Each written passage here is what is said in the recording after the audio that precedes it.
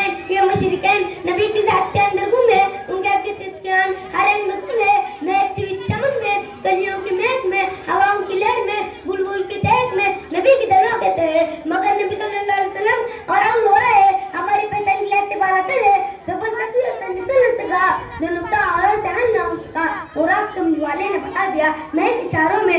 जनाब सदर, आज का तरक्की याफ्ता दौर है, साइंस और टेक्नोलॉजी का दौर है, चांद पर तमंचे डालते हैं, साइंस मिर्र को मुसक्कर करने का दावा किया है, लेकिन आइए तो 10 साल पीछे चलते हैं। आज का तैयारा न था, आज का सैयारा न था, मशीनों की कड़कड़ाहट का दूर तक नामोनिशान न था।